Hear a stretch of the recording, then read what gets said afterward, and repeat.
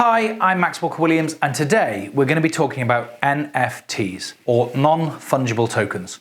In this video, I'm going to be explaining, I hope, in a way that's really easy to understand, exactly what NFTs are, what they're currently used for, what I think they're going to be used for in the future, and why you should get involved with NFTs, and they're going to be a massive, massive deal, and I think you need to know about it. Also, I'm going to be making some pretty exciting announcements at the beginning of the video and a couple at the end of the video, and I promise you, you want to watch this one all the way through. I know I always say that, but really, really you want to watch this one all the way through. One other thing, you'll also notice that I'm now on Twitter, at Walker&Williams, all one word, at Walker&Williams. Have a look on there. Give me a follow if you want to. That's good. We're going to be running a competition. That's the other thing. We've got a couple of free giveaways running at the moment, so I'll be talking about them in more detail.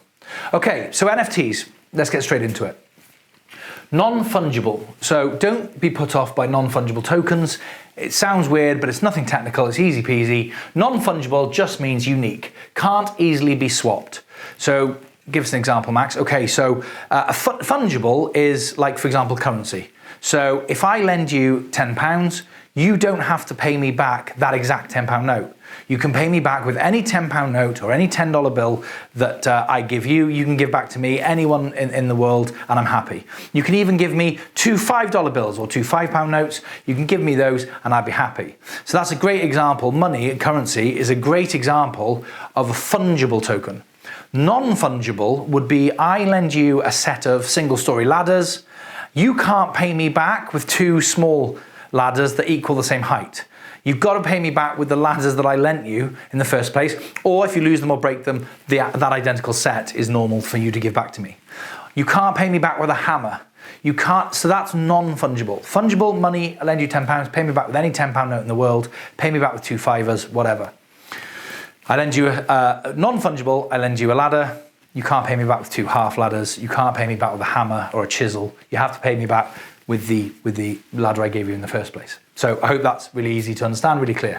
So non-fungible just means unique, can't easily be swapped, as I've explained, and token is just a unit of something. So those in the corner of the board there, they're tokens. You can give them to people, they can give them back to you, so it's a token. Okay, so what is it? So now we know kind of what it is literally, what are they? Okay, so organic label attached digitally to anything digital or physical. So it's a label, if you try and imagine it, it's like a barcode or a certificate or a blank piece of paper. Imagine it as a label. Same as the labels you get when you buy a brand new set of clothes and it just says men's size, where it's from, and making thing. Imagine a label that you can attach digitally to anything physical. So I can create a label, and that label describes the address, the exact location, the number of bedrooms, and so on and so forth in this cottage, okay? So that NFT is now attached by description to this physical cottage. The NFT can even change or adapt over time or based on specific events occurring. Okay, so what does that mean? Okay, so imagine I've got a copy of Black Hawk Down, okay? And it's on my laptop. It's a digital copy. It's not a DVD. It's not physical in the world. It's a film on my laptop. And I have an NFT, so I have this label that's connected to the film, okay? So it describes the name of the film, the length of the film, and so on and so forth. And it all describes this particular film, okay? And the barcode of the film. So it's this specific copy of this film. And you say to me, Max, can I rent your copy of Black Hawk Down? I say, yes, no problem. I send over the digital copy to you via email, let's just pretend, via email or Dropbox or whatever, but I also send an NFT. You send me $1, £1, I send you a copy of the film and the NFT. Let's say we've agreed that for 24 hours you can have that film and you own the right to watch it or whatever. And I can say you can watch it and you can watch it with other people, but you can't show it publicly or make any money. And I can write all of this on the label. At the end of the 24-hour period, the NFT automatically knows that 24 hours have now passed and that the contract is over. The film is returned to me, and so is the NFT. So the NFT comes back, so you no longer have any proof of ownership or any right to that film. And that's it. But you could do that off anything, the weather, time. And I'll give you some examples as we go down the road. You'll get more examples of exactly what this means in terms of adaptation, because it's really, really important. Backed by the same technology as cryptocurrencies. So what does that mean? It means that it's trustless. So you don't have to know me or trust me in order for this to work. It's decentralized, meaning that there's no one person in charge of NFTs, and there's no one person with a big book with all the NFTs in it. It's forever. So the minute the NFT is agreed, even with the rental DVD, that transaction will be recorded forever on the blockchain or on the hash graph if it's Hedera. Or DAG, transferable, so they're easily transferable, because clearly a ladder is also transferable, but easily transferable, and I'll get to that too. It's peer-to-peer, so there's no middlemen, which is also really important for use cases later on down the road in this video. Just to recap on this bit, it's a label. We can write anything we like on the label, and then we can attach that label to anything on the internet, anything digital, or anything physical in the real world. Now we know that, what can we apply that to? Why does that matter? Use cases. So the big one and the most obvious one at the moment is art.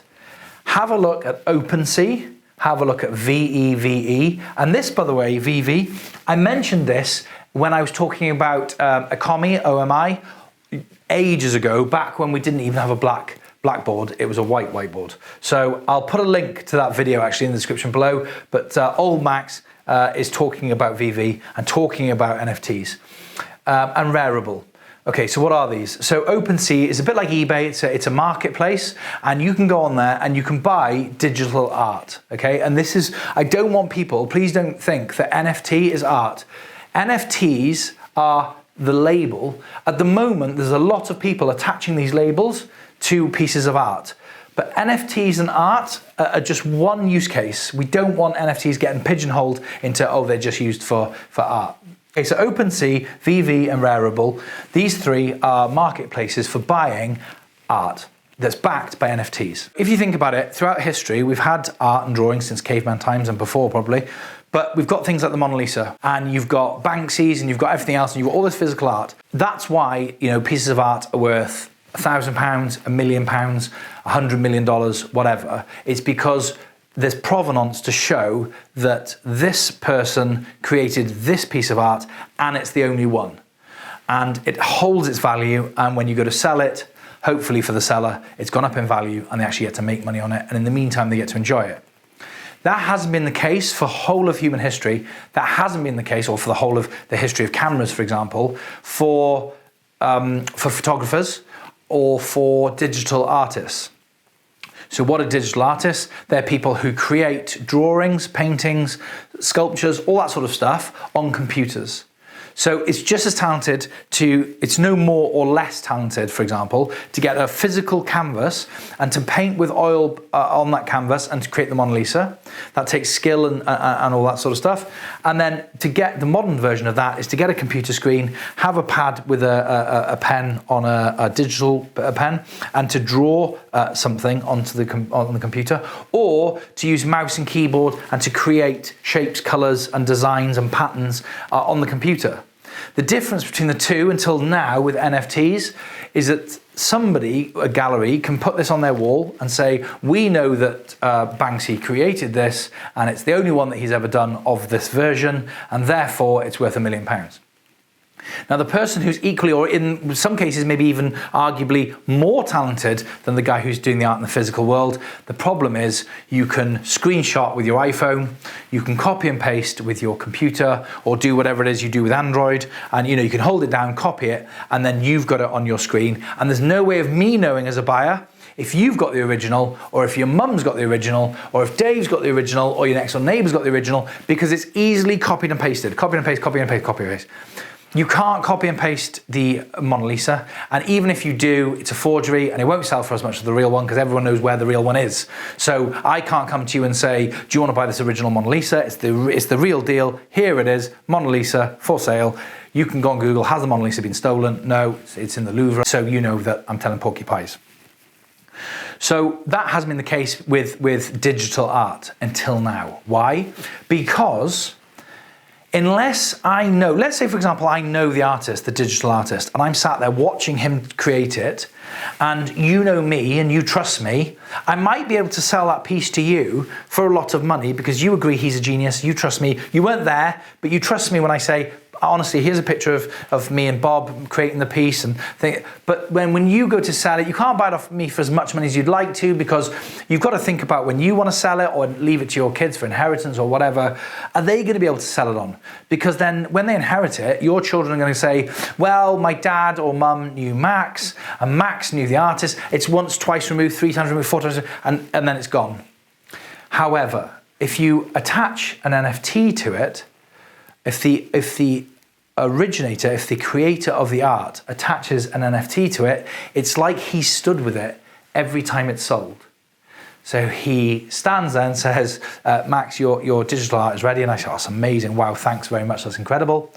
I know that this one I'm looking at on my screen, this one, is the original done by the artist. And the NFT that's attached to it proves that. You can't copy that NFT.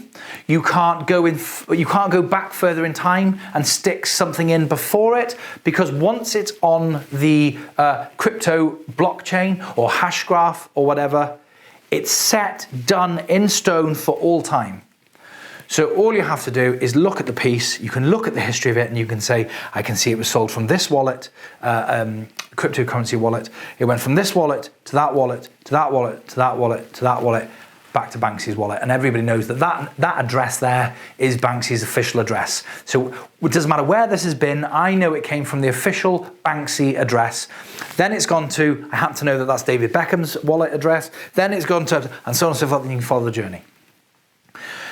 So what does that mean? It means that yes, you can still screenshot the digital piece of art and you can have it on your mobile phone, but it's got no value.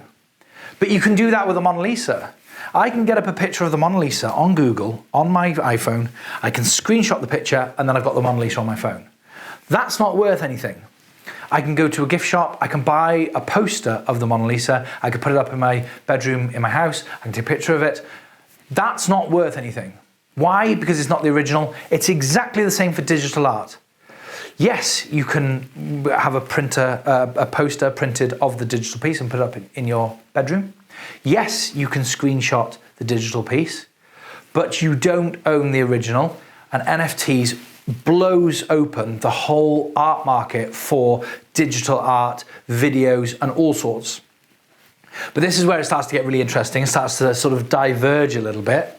So VV is more, OpenSea is just every man and his dog. Anyone with anything to sell can attach an NFT to it and stick it on OpenSea, okay? OpenSea runs on the Ethereum network, but that's another video. I'm gonna do that on another video. VV is more like collectibles. So they've got Marvel and they've got a few other people on there. They've got the Bond people. I have to admit, I've bought all of No Time to Die, the latest Bond film. They've got onto the NFT scene, and all of the movie posters have been created digitally and then had NFTs attached to them. The mask of the villain, that's had an NFT attached to it, and so on and so forth. So that's more collectibles, or comics, all that sort of thing. Rareable, you have to be invited. So if you're an artist, you can apply to be on Rareable, and then they have a board of people that look at it, and if they think you're good, think you've got something about you or whatever, they will put you on their site. OpenSea is open to all. You can do it tonight. You can go on OpenSea and become an artist within minutes on OpenSea. Rareable's a little bit more serious. And VV's collectibles. There are many more sites. These are the three main ones, I think. It's worth mentioning, by the way, because, and this is going to keep happening. I'm going to keep going back to these points and explaining why they're important. If you remember earlier, I said this will be important later. So if you remember, I said that you can adapt or change or write anything you want on this label. You can even put, it's a series limited of. So for example, I can create a piece of art, a photograph, for example. So I can take a photograph of a line in the wild. Okay, I'm a famous photographer. I can take that photograph. Now it's the only one in the world on my camera. I can then put that on my computer and I can edit it. And I can say this color photo was taken by me, the famous photographer. It's the only one in the world. that's original, this one, I attach an NFT to it that says it's one of one. Okay, it's the only one in the world, and it's £1 million, and that's for sale. I can then say there's a black and white version of that, and there's 10 available. And this is NFT number 1, this is NFT number 2 of 10, 3 of 10, 4 of 10, and they're 50 grand each. Okay, and then I can say, okay, and now there's one that's black and white, but it's got, full color 1 of 1 signed, black and white 1 of 10 signed, black and white 1 of 1,000 not signed, and they're £100 each. And the NFTs, there's 1 of 1,000 NFTs on this, so 1/1,000, 2/1,000, 3/1,000, and 1 of 10, 2 of 10, 3 of 10, and 1 of 1. You'll see this on VV. You go on VV, you can download the app on Android or iPhone, and I bought everything they did for, there's 4 series with about 5 things in each series. There's 20 pieces, 20 different things of the James Bond series. And some of the posters are called Secret Rare, which is less than 1 of 1,000. And some of the pieces are common, which is 5,000 or more. And I bought all of the, not all of the thousands of things, but I bought 1 of each different type of poster, 1 of each different type of statue, and so on for the Bond film. Why? Because I'm in NFTs. Why? Because I love Bond. And why? Because I do think they'll go up in value over time, because it's the first ever Bond film. We all love Bond, to use NFTs. So, and I like looking at them. So it's not just JPEGs, it's not just pictures that are in the art now. It's started to spread into videos.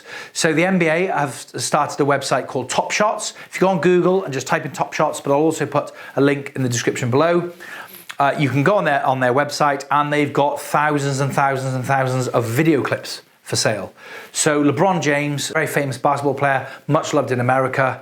There's videos of him running down the court with the ball in an important game, jumping and dunking the ball, and it's in a really, really high quality because it was filmed, officially filmed, not with somebody with a camera, but officially filmed, and it's all from different angles. And that 6-second clip, that 6-second video, can have an owner. So if somebody can buy it and own that, and you own that video, you own that slam dunk, you attach an NFT to it and say it's 1 of 1. Now, you can download that clip off YouTube's, you can watch it to your heart's content, you can have it on a screen in your house, playing constantly, whatever. But there's only 1 owner of it, or 100 owners of it, or 1,000 owners of it, however many they decide to sell in that series, of that shot. So you can save it onto a USB, you can put it in your safe, you can have it on the screen and watch it and stuff, and you actually own that clip. Now imagine that for sports fans all over the world. Imagine you love Conor McGregor, you love Tyson Fury, and it's the Rumble in the Jungle, and imagine Muhammad Ali knocks out his opponent, he's on the floor on the canvas, and he's standing there with his arms in the air, and you can own that moment of history. You can own that video. So that kind of hopefully gives you, looking back, because right now it's a lot harder to see, but looking back, imagine if you could own the recording of the moon landing, 1 small step for man, 1 giant leap for mankind. You could own that recording, that 3, 4, 5, 6 second audio recording. You attach an NFT to it, and then NASA could sell that. And you know when you go to sell it, I've never met the person you bought it off. You might have never met the person you bought it off, but it's trustless. It doesn't matter, because all I have to do is look at the piece of paper and I can see, yes, you bought it off Bob. Yes, Bob bought it off Dave. Yes, Dave bought it off NASA. And I can see it, and it can't be copied. It can't be cheated. There's no way of manipulating it. That's it. Oh, and the biggest artist in this space at the moment is a guy called Beeple, B-E-E-P-L-E. Look him up. He looks like a geography teacher, I think. Not that there's anything wrong with that, but he does. He's not. When you think NFTs, you think cutting edge. You think young kids. You think, what you imagine Banksy might look like. Yeah, he sold $21 million worth of art with NFTs.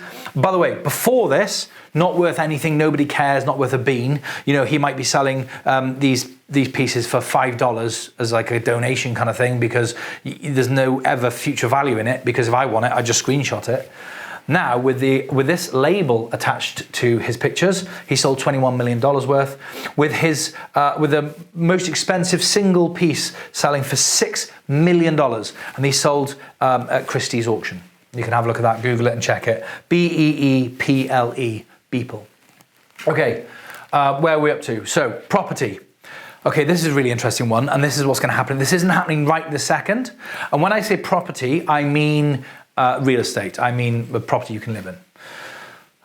So this isn't happening right now, but this will happen 1,000,000% in the future, and thank you, God, to all property developers. If you have ever bought a house, if you've ever sold a house, and if you're a property guy like me, I cannot wait. No offense, my wonderful solicitors, I cannot wait for this day to come. Why? Because at the moment, if you want to buy a house, it's the hardest thing in the world. Even with my guys, who are, to be fair to them, very, very, very good, it can still take weeks, months for a property transaction to go through. You have to do checks, you have to do land reg search, you have to do ownership, blah, blah, blah. You have to check that the person selling it to you actually owns the house and can sell it to you in the first place. That scam's happened loads of times. All of that falls away with this, and depending on how the government regulate it, so there's a little asterisk there, depending on how the government regulate it, in theory, if the government never get involved, this is what will happen in the future. I will come round and view your home, and I'll have a look at it and say, yeah, it's really nice, Laura and I and the kids would love to live here, how much would you like for it? And they'll say, we'd like $1 million H-bar, and I will say, okay, you've got a deal. And then I'll get my phone out if I'm not using a mortgage, or maybe I've already got a mortgage or a loan or whatever. Let's assume for a minute it's a cash purchase. I'll get my phone out. I will say, what's your Hadira wallet address? They will give it to me. I will check the label to make sure that the person that owns it, their passport, which by the way will also be an NFT, I can look at their passport, I can look at the thing, make sure that everything tallies up, that the person in front of me is the owner of this house, that they have the right to sell it, that it'll tell me on there if they owe any money on it, and so on and so forth. If they do owe money on it, the NFT will already, from the bank, the NFT with the bank, will already know that if any money comes into this account, to proportion a part of it to the bank with the settlement figure. And that'll change, by the way. Every time you make a mortgage payment, the NFT, because it can adapt over time or a specific event, it'll say every time Sophie pays off £500 off her mortgage, £300 of that £500 comes off the bill. And the NFT will know through APIs, which is the way computers talk to each other, the bank system will talk to the API and say, we've just received another payment. No human interaction at all. The NFT will be contacted by the bank computer, and it will know that it's received that payment and will drop the amount owing. Which means when I come in, Sophie will be able to refresh her NFT, and I'll be able to look at it and say, yeah, I can see that you're selling this house for $1 million H-bar, and you owe, because if she owes 1.2, well, that's no good. I need to know that she's got another 200,000 to pay it off. So I need to know that whatever I'm giving her is it's more than she owes on the house. So I'll look at her NFT, and then we'll stood in the living room, having a coffee or whatever, and she will say, yeah, this all looks in order, that's all fine, thanks ever so much. Okay, I'll transfer the funds, she will transfer the NFT, and I will own the house. That'll be it, right there and then.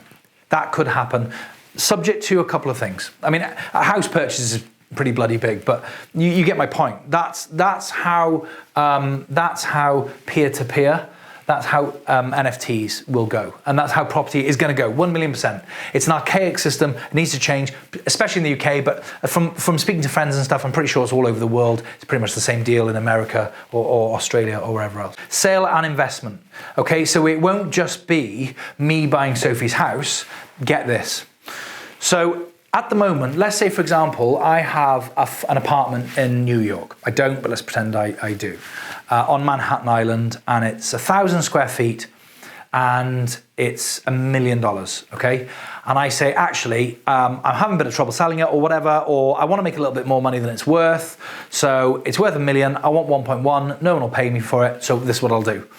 I'll divide the apartment into 1,000 square feet blocks, physical on the floor, grid like this. It doesn't have to be physical on the floor, but just for the purposes of this demonstration. So I've got this 1,000 square foot New York apartment. It's a beautiful apartment. I divide it into 1,000 square feet, and I create 1,000 NFTs, and then I can sell those NFTs on the internet for £10,000, dollars, whatever, each.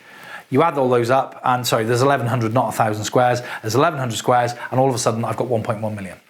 What does the buyer get for it? They get to buy 1 square foot of a real apartment with a real address that they can see on the internet, and I could do a video like this and say, right, this is the apartment, this is A1, so if you buy A1, you'll own this little bit, and A2, and so on and so forth. And what we'll do is we're going to rent, let's assume that we're going to rent this apartment out, okay? So if you want to keep so you buy your 1 square, we rent the apartment out, and the apartment rents for $10,000 or pounds a week. That's divided up by the 1,100 squares, and each square gets an income. So you can't afford to buy an apartment in New York on your own, but you could buy 1,100th of an apartment in New York, and instead of getting, for 10 grand or for £1,000 or whatever it may be, and instead of getting £10,000 a week in rent, you're getting £100 a week in rent. But you only bought £10,000 worth. So it's all the same, just down to small scale. And if your mum wants to buy 2 squares, she can, and somebody else could buy 5 squares, and so on and so forth. So what that means is, it takes out the estate agents, and 2, it's peer-to-peer. Now, the other thing is, let's imagine for a second that I've bought this 1 square foot in Manhattan Island, and I'm getting every month, I get 30 quid a month in cryptocurrency. Now, the person who's doing this, as long as the NFT is set up correctly, and that is something that we'll get to in future videos, how that's done, but we'll get there. So as long as the NFT is set up correctly, it doesn't really matter to me who the head owner is, who the freeholder is, because the NFT will know, I can prove that I own it, and I can sell it to somebody else, and they don't need to know who the owners are, or who the other owners of the squares are, because they're really interested in what they're buying, which is that 1 square. And the minute I sell that, the NFT is organic, so it can change. The owner will change, and the wallet address will change. So when the rent comes in, it'll automatically go to the new owner. Let's say, for example, I wanted to sell my square. I can just sell it to somebody, and the owner of the apartment, or the ex-owner of the apartment, doesn't even know that who I've sold it to. And it doesn't matter, because it's trustless, it's decentralized, and it's forever. Okay, so hopefully that explains shared ownership and investments. Okay, so fashion. So in the future, Rolex are going to go digital. They're going to have to. They're going to have digital watches, and you're going to be able to buy a sort of base model, which will be a digital a Rolex that comes with a base model thing, and it'll be digital and blank, okay? And for $6,000 or whatever it is, you can buy that basic Rolex. Then you'll be able to pay an extra 500 quid, and you'll be able to, with your phone on an app, you'll be able to change the color of the Rolex. You'll be able to go on the Rolex app, you'll be able to choose a color for that model, and you'll be able to pay $500, £500, and the phone will send that color to your watch, and then all of a sudden your watch is red. And you'll walk in the office and they'll go, wow, that's a nice colour Rolex you got there. And you'll go, oh yeah, it's the red, it's nice, isn't it? It's a £500 extra. And they'll go, wow. And then a bigger guy will walk in the office and say, or girl, and they'll go, hang on a minute, what's that? Purple with green stripes. What the hell? And they'll go, oh, this is Damien Hirst and Rolex have done a partnership, and Damien Hirst has designed this design for Rolex, and it's 1 of 10 in the world. And yeah, there might be people, there'll be a whole new market that opens up for hackers and stuff who'll be able to create this software, and maybe they won't, but they're going to try, and let's assume they can. It won't matter, because you can buy fake Rolexes right now. So it's only the same as what we're doing already, which is there are people walking around with real Rolexes on, and they have the value, and they can show a receipt and so on and so forth. And when they come to sell it, it's either gone up in value, stayed the same, or gone down in value, but it's got value, okay, unlike the fake one.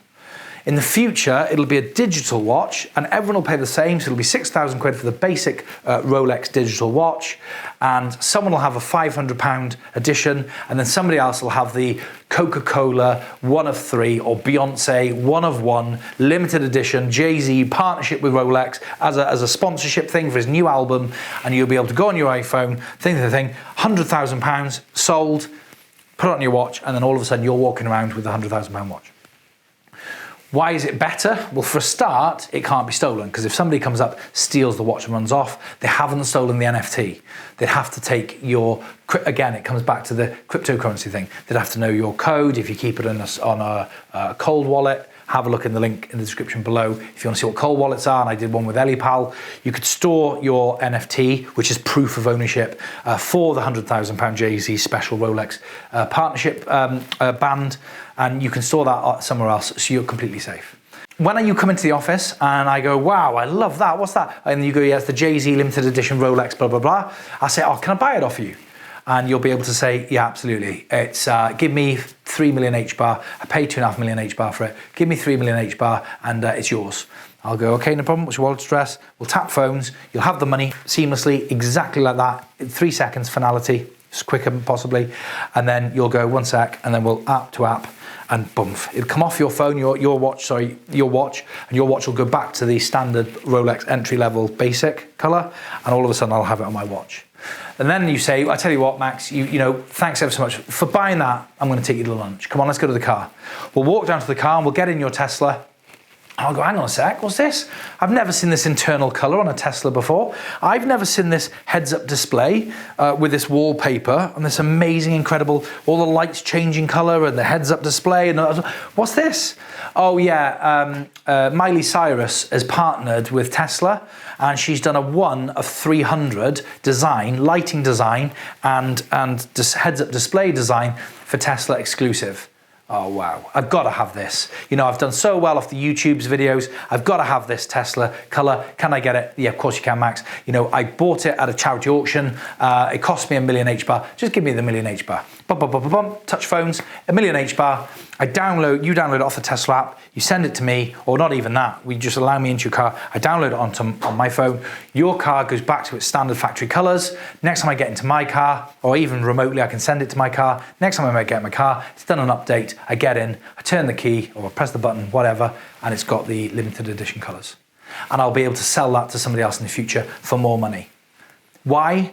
Because there's only 5 of them of those Tesla internal colors in the world. And then technology will move on and it'll be the outside of the car will change colors and have a display and have logos and things and a pattern. And which, you know, hand signed by whoever, Damien Hirst or whoever. And shoes. And shoes are going to be a massive one. Shoes are going to change colors and have all the designs, and it's all going to be digital. Okay, so finally, gaming collectibles. So I've talked a little bit, by the way, crowdfunding, that kind of goes in with the shared ownership thing. A little bit, I'll get to that in 1 second, that's really important. So gaming collectibles. So they did, it wasn't Treyarch, I can't remember. Somebody did, I'll find out and I'll put it in the description below. Somebody did a study and they asked 5,000 teenage boys in America if they would rather have $60 in V-Bucks, which is the digital currency that's used in the game Fortnite, or if they'd like $60 for shoes in real life, trainers. And 92% of them said they want the digital dollars. So if you're not into gaming and you don't understand what that means, this is what that means. Max, my 9-year-old, he's always asking me for V-Bucks for his Fortnite game. In Fortnite, you have a cartoon character, a character that you play. So you're playing as the character, shooting other people, building houses, whatever it is that the game's doing, you are that. That's your avatar. The avatar is you, your character, doesn't represent you, you know, not literally you, but could be, but is a representation of your character in the game. Now, they have to wear clothes, obviously, so hang on a sec. So, okay, so we put a blue t-shirt on him, red trousers and a cape, and think, right. Now, they add more and more new cool things that the kids and adults too think are very cool, and you know, there's a new red cape out or black cape, or when Halloween comes around, like now, everything's pumpkins and all that sort of stuff. Max will come up to me and say, Dad, there's a new pack out, can I buy it? It's £15 real money, and for that, they give you 15 V-Bucks, or whatever, I don't know what the currency rate is, but £15 buys you 150 V-Bucks, and then with that, Max can go in the shop on his PlayStation or his Xbox or whatever, and he can choose, I want that cape, which is 50 V-Bucks, I want those shoes, oh, those shoes are so cool, I think, and his character all looks great, and then he's running around in the game with all his mates on headsets, and all his mates, and they go, oh wow, Max, we love your new shoes, and blah, blah, blah, blah, blah. Kids would rather, 92% of children would rather have money to spend on their digital character than they would real trainers in real life. And that's the way they're going. And you can laugh and say they're crazy kids or whatever, but all these kids are going to grow up to be the president of the United States, to be the, you know, the Prime Minister of the UK. That's what all these children who are now spending these V-Bucks and all these things online, Sims and all the other things, Second Life, which I'll get to in a second. These are all our future leaders, and this is what they want to spend their money on. Now, right up until now, and it still hasn't happened yet, right up until now, Max has only asked me for 15 quid because they can't really sell their stuff, these capes and so on and so forth, for much more money. Why? Because there's so many of them. Anyone can buy them. You don't have to have money, it's nothing special. You know, you go in the game, Max wants to be in the gang, so he buys the red cape to be with all his mates, and all his mates have the red cape. But that's it. But what if the greatest gamer of all time of Minecraft partners with the makers of Minecraft and says, I'm going to design a cape and it's going to have my face on it and my signature and my logo or whatever, or a gun that's gold with diamonds, and it's going to have all bits and bobs, a slightly more powerful gun, a slightly more accurate gun, whatever it may be, and not everyone can have it. There's only 10,000. There's 6 million players on the platform, there's only going to be 10,000 of these, but they're 100 quid each. Max isn't coming to me for 15 quid anymore. He's saying, oh, Max's best friend's also called Max. Daddy, Max has got this new cape by this Xbox hero legend guy for Christmas. Can I get one too? How much is it? £100. And, you know, I do it for his Christmas. If that's what he wants for Christmas, that's what he wants for Christmas, fine. So NFTs will give the rarability to collectibles. If NFTs did nothing else but this, it's really, really important to understand how important and mind-blowing that is, because that leads us nicely onto VR and Second Life. Oh, by the way, just so you might not be aware of this because I wasn't, the gaming industry very recently overtook the film industry in value. So the gaming industry is now worth more in terms of income, revenue, turnover, in all measurable ways that matter, than the movie industry. So the film industry is now behind the gaming industry in terms of as like a GDP for an industry. Okay, so VR and Second Life. Now this is where it really starts to get exciting with NFTs. Okay, so we're friends and I ring you up and I say, I can't come out tonight, I'm too tired from work. And I say, but I tell you what, let's meet on the internet. But instead of meeting in a chat room with a white screen, we put on a headset. It's 3D, it's immersive, and I'm sat in my living room at home on this headset, you're sat at home in your living room on your headset, and we're now walking around in this virtual world. We agree to meet up, and we decide that we're going to go shopping.